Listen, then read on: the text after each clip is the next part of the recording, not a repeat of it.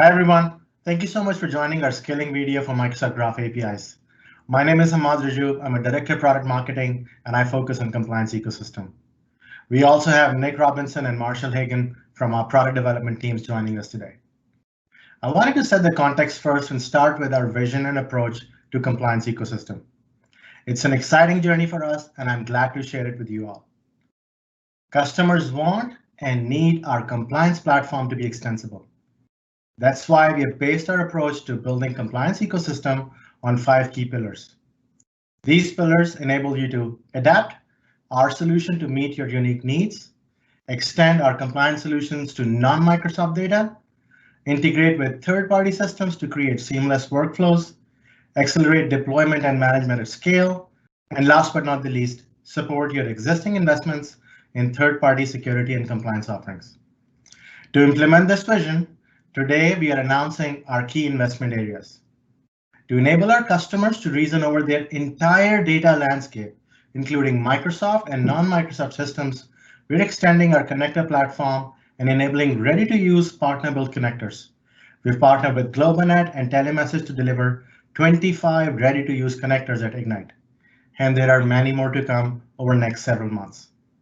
To enable system-level integrations, we are doubling down on our investments in APIs.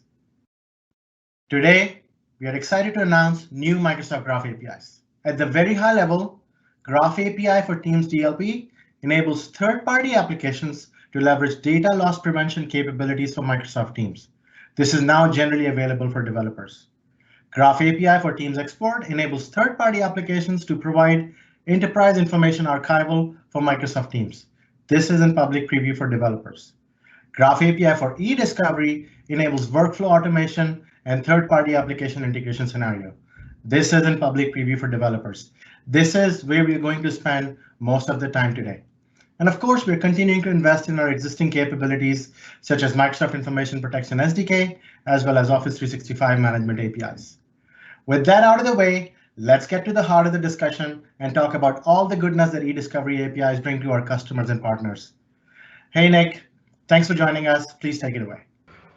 All right, thanks, Hamad. It's great to be here today. We're super excited to share some of the new features that we've been working on. I'm joined by my coworker, Marshall Hagan, who's going to walk through the details of a sample app we recently built to show off these initial APIs. But before we do that, I want to initially set some context on advanced eDiscovery and the new APIs and how they're going to help out our customers. So in order to do that, let's talk a little bit about the context and the challenges we're hearing from our customers out in the world today. So top of mind, as usual, is digital transformation, but there's a new twist this time. Now that remote work has taken hold across the globe, really, that digital transformation is accelerating even more quickly than ever before. And so fueled and accelerated by that remote work, we also have the continued explosion of data in the organizations that are adopting the modern workplace.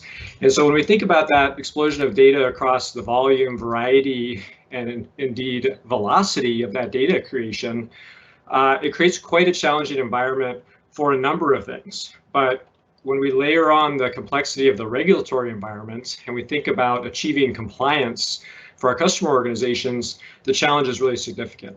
And so when we think about the compliance challenge and the specifics around eDiscovery, we've been hearing from our customers, hey, we need more, we need help, we need additional solutions to help grapple with this.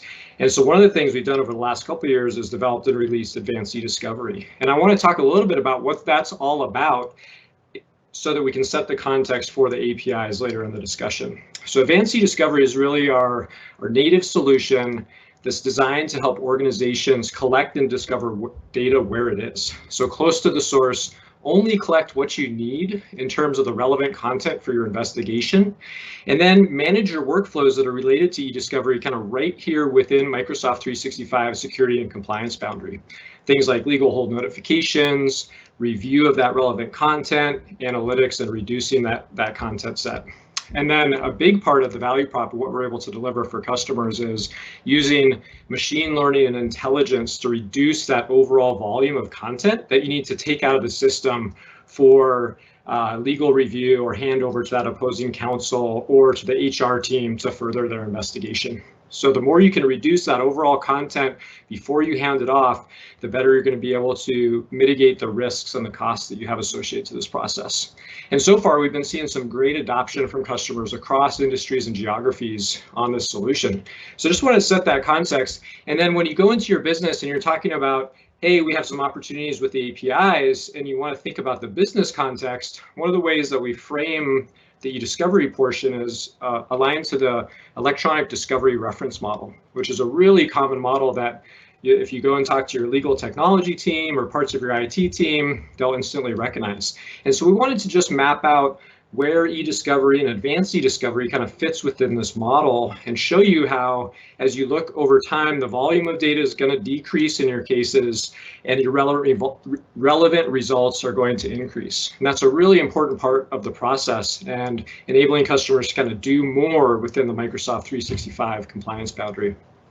So with that, then let's talk a little bit about kind of the new capabilities that we're announcing at Ignite. So we're super excited to bring the work that's been going on over the last 6-9 months and bring it to the foreground, connect with customers, even in this remote format, get feedback, hear your ideas about what we should do next.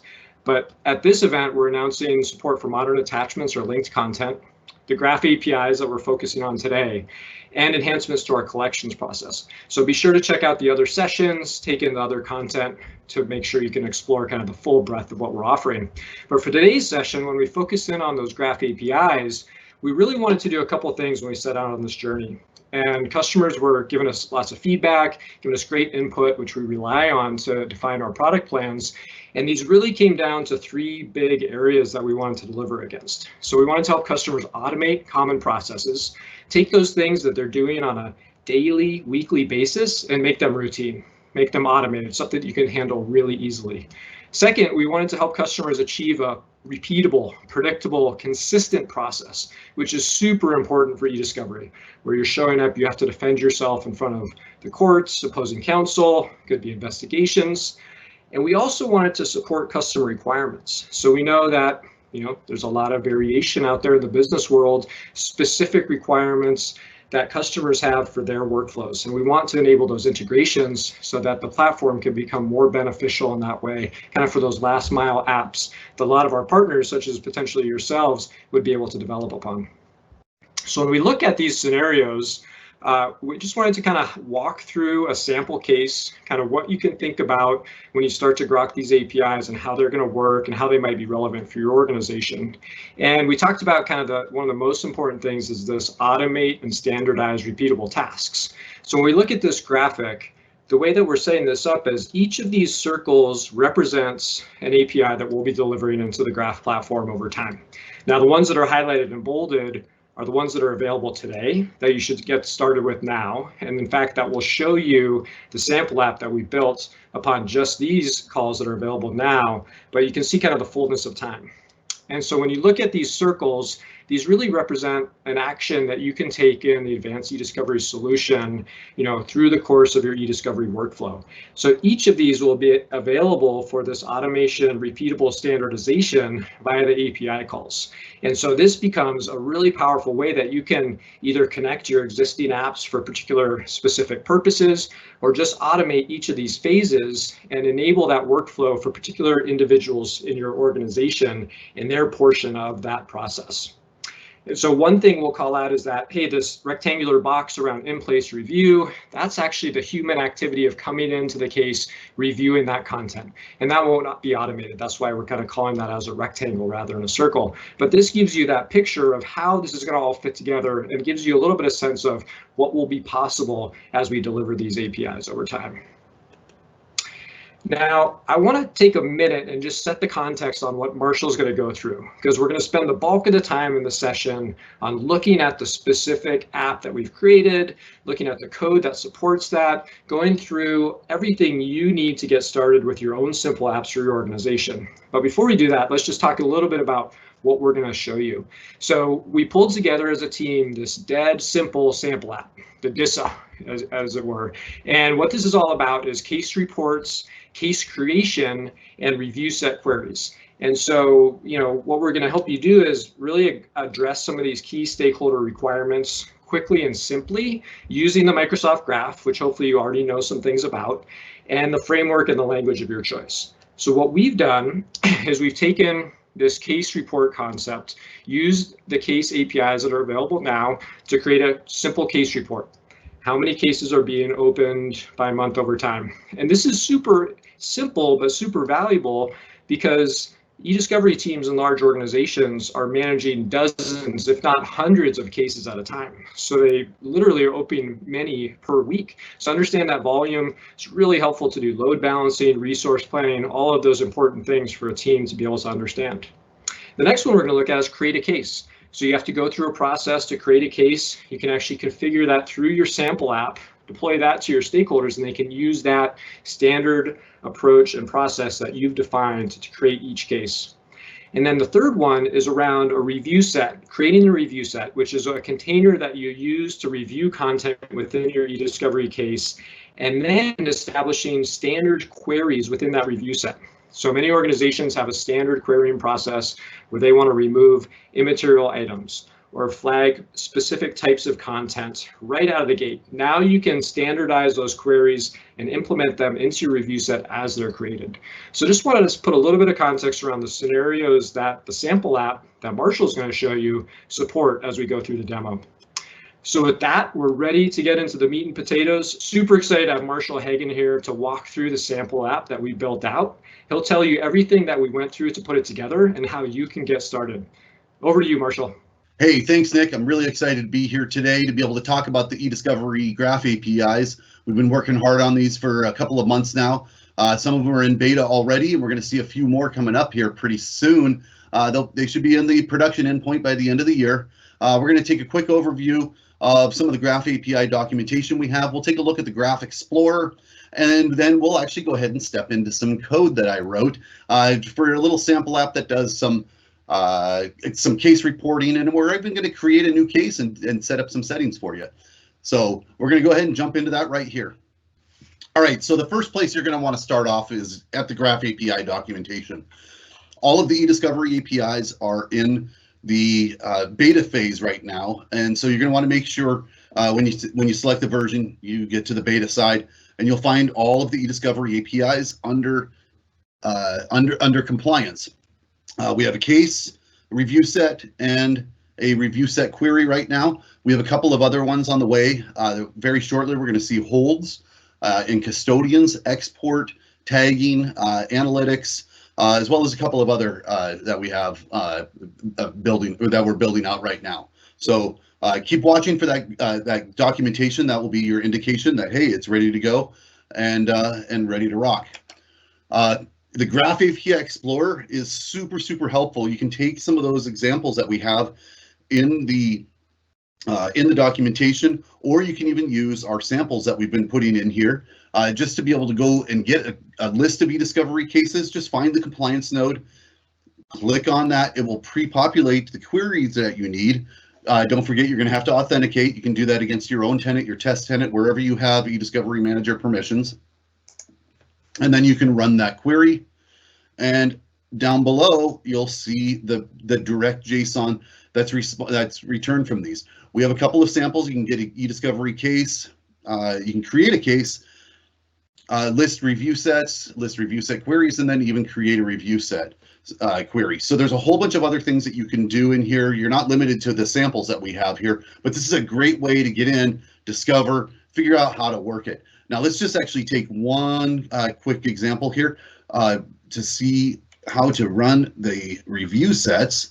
We'll just take the ID from this case here, click on the list review sets node. We're gonna have to scroll up, and we're gonna have to replace the case ID on this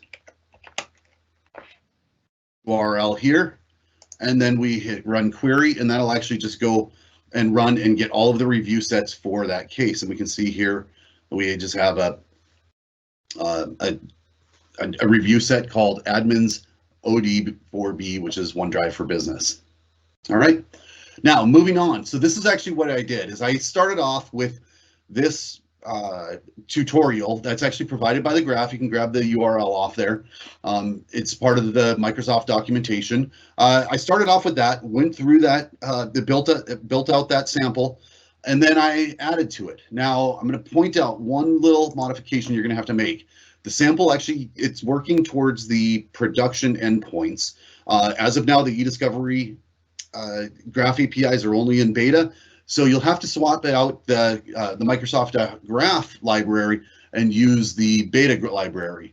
It's always really simple. It looks like it was even updated today, but you just install this with the package manager and make sure you specify beta and then whichever version you want. Usually you're going to want to take the latest version. All right, so moving on to the sample app. This is actually the sample app. Very, very straightforward. Not a whole lot going on, but it's actually pretty powerful. This is a report that we get asked, or we get customers asking for on a regular basis. This one here, specifically, it's going to show how many cases were open per month. You can see where your hotspots are and where your downtime is, which lots of times we'll see August is a pretty quiet month. December is a relatively quiet month, and then some more peaks in the around that make it a little bit busier. We also I made a simple little report here that just shows the last 5 cases that were opened. And then I also set up a little thing here to be able to create a new case. Okay, so I'm just going to refresh this page, and then it's going to stop in the debugger. And we're going to take a little bit of a look at the code here. Let me spread this out so we have just a little bit more space. So you're going to see this first call all over the place, which it's just getting a hook into the root of the graph. One of the great things about using these libraries is that everything becomes strongly typed. You don't have to think about all of the variables and things that will show up, and we'll see some of that here in just a moment.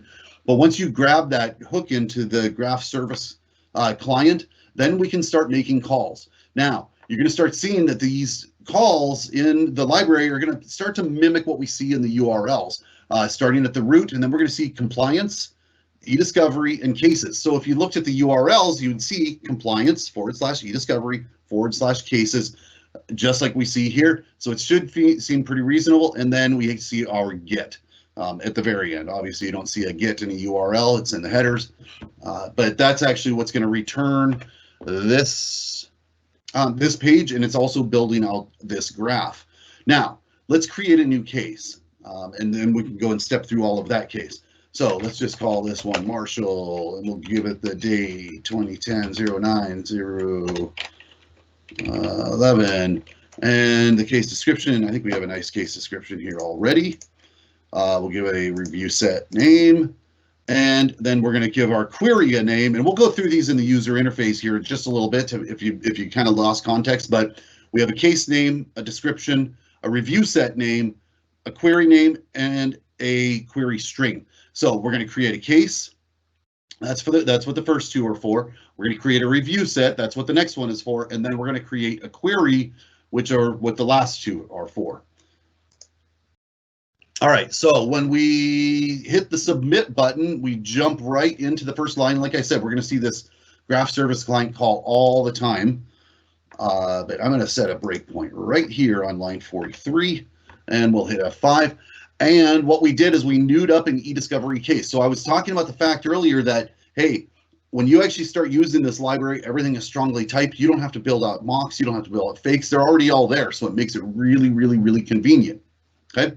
So we knew up our case, and we set the case name to whatever I typed into that text box, and then the description. Now, once again, we start off with the graph service client, compliance, eDiscovery, cases, and then we'll look and say, instead of a get, there's an add async. And what are we passing in there? We're passing in that eDiscovery case that we just created right here. I'm going to go ahead and hit F5, and we will see that case get returned. And so let's go check out the object that it returned. Okay, look, there we go. There's my case description, there's my case name, but most importantly, the case ID. And this is the part that we're going to have to use over and over and over again. Don't worry about keeping this somewhere in memory, or even write it off to a database. You can always call that get case, or that get case list, and you can get those IDs back when you need them. Sometimes it may make sense to put them into a database. We'll leave that up to you, though. All right. So the next thing we're going to do is we're going to create a review set. That review set is going to be hooked into the case. All right. So all we do is we new up a review set object. We're going to start at the root with the graph service client. And then we got compliance.eDiscovery.cases. Now this is where things get a little bit different because we actually have to reference which case it's going to go into. So we're going to provide it the case ID right into some square brackets since that's a collection. And then we have .reviewsets.request, which just doesn't really map to anything in the URLs. But then we have add a sync. And we give it that review set object. So let's hit F5 one more time. Bang, it will have created that review set. I like that. Okay, now let's actually take a look at the review set object that it returned. Okay, so what was the name of my review set? My first review set, and once again, super important, it's going to return you that ID. We're going to need that ID because now we're going to put a query into that review set, and that query or that ID is required for that. Okay, so how do we create a review set query? Well, we're going to new up a review set object. We're going to set the display name and the query to those parameters that I passed in here. And what do we call it? Smoking gun was the name, and the QL was subject : smoking gun, where I put smoking gun in quotes, and so it actually automatically is going to escape those for us. Just a little bit about the KQL reference. If you actually search Microsoft KQL for eDiscovery on Bing, you will find the reference. There's some great information about how to use KQL, what's actually supported in eDiscovery, as well as a couple of things that may or may not be. Okay, so once we're done with that, we're going to set a breakpoint right before the return. And in one moment, it's going to create us a new review set query. Bang, there we go. Now, our review set query, once again, we're going to see the same sorts of things. Okay, it gave us our display name, and it gave us the ID back. There's also some other information here, like when it was created, who it was created by. But then, probably one of those really important things is the query. Real quick note, this query actually gets written to a condition called the keywords. Okay, right now we don't support all of the different types of conditions out there for the APIs. Just the keywords condition. You can read that one in and write it out, and we're going to work on that at some point. So let's take a look at what this looks like once we bring this up in our browser.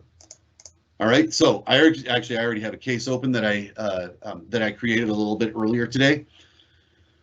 And well, here's the case, and this was created through the API. If we come into the review sets tab, check that out. First review set. Oh, well, it had a different name, sorry, earlier. That's all right, we'll let that fly since we're on live radio here today. And then here's our query that we created called smoking gun. If we run the query, it will return nothing since we have nothing in there. But if we edit the query, we can see it created a condition called keywords, and then it dropped subject : smoking gun in there. That's all I got for today. Thank you very much for your time. I'm really, really jazzed about all of these new APIs we have. Get out there, play around with them, get used to them. Before you know it, we're going to have more APIs in the beta endpoint. Back to you, Nick. All right, thanks, Marshall. That was a super cool look at the simple app that we put together quickly. Hopefully this gives you a sense of how you can get started now and start to utilize these capabilities even as they come into full availability towards the end of the year. Speaking of, let's take a quick look ahead at what we're doing next. Of course, we're never done with these capabilities, so we've started with what's available today, and that's what we covered in the demo, the case, the review set, and the review set query APIs that are available now. And what we're doing next is moving into additional areas to support that workflow. So we'll then move into export, custodians, holds, and collections and search. And we expect these to be rolling into beta over the next month or so. And then finally, we'll round out the APIs with review set tags, collection, search, and the review set analytics capabilities. And we expect those to come into beta towards the end of the year. Most of these coming into full availability by early 2021 is the plan that we have. So we'd love to hear what you think. Get started now with the ones that are out. Start to kick the tires. There may be some fluctuations as they come into availability, but once they're available, they'll be stable and ready for you to use for your production requirements. Okay, so what's next for you? Take a look at the first set of Graph APIs that are available now. Get started today. Kick the tires. Let us know what you think. We'll continue to roll these out over the next few months, coming to full availability. And then for more content, check out the virtual hub. You'll find all of the content and sessions, lots of great stuff to dive into there. We'll look forward to hearing from you. Thank you so much for joining us today.